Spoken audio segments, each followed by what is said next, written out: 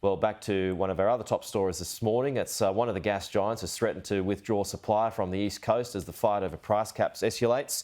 Let's bring in the Assistant Defence Minister Matt Thistlethwaite. It's a bit of a tricky jump coming from that horrific story in Queensland there, Matt. But I do want to ask you about this news overnight that Shell has suspended supply. Other companies are thinking about it. Have you spooked the market with too much intervention here? Thanks for having me on, Pete. I just want to reiterate the words of Ian Levers. What a terrible, shocking tragedy.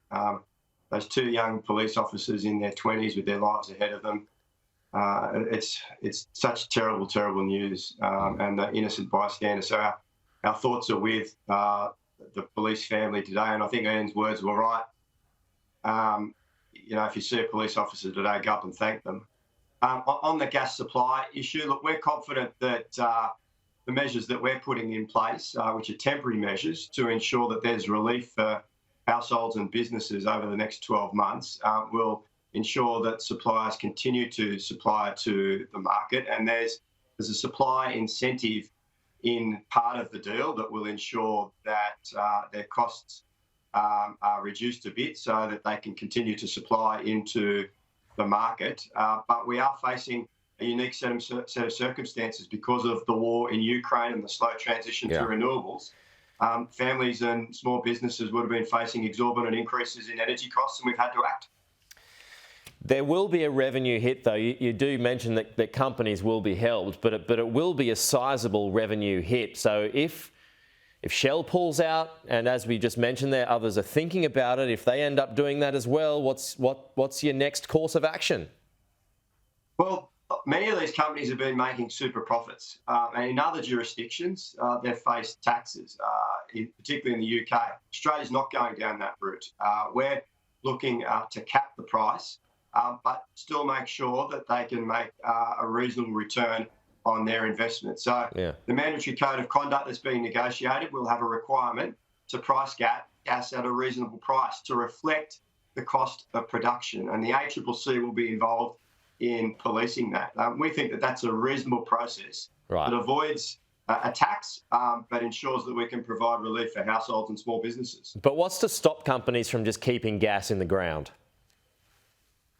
Well, we believe that the supply incentive and the price that they'll receive in the market will ensure that they can still supply and that they still will make a reasonable profit out of it. We want to make sure that the profits are reasonable, not super profits. What's reasonable? What's reasonable, though? Well, that will be set in consultation with the ACCC to reflect the cost of production.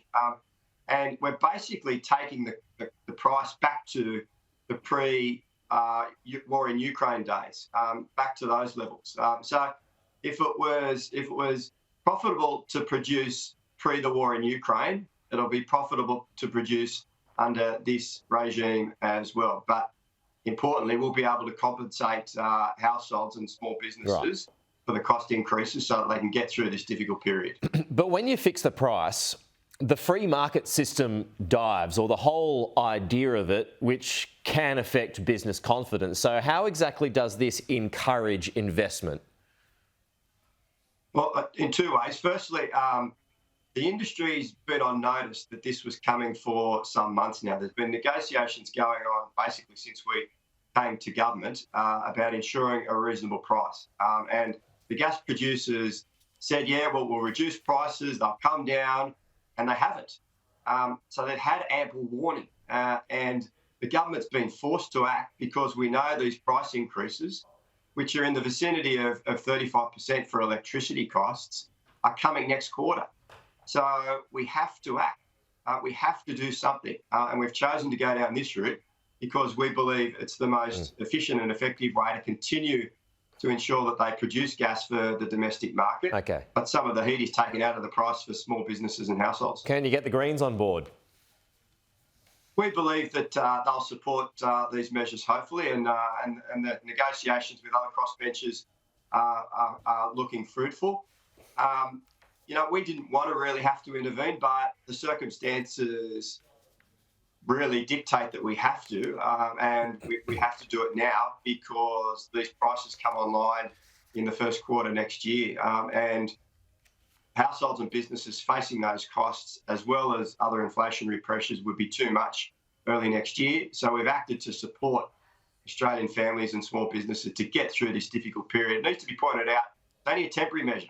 It'll get us through this difficult period, and hopefully we'll come out the end of it in a better state. Okay, Matt Thistlethwaite, appreciate your time as always.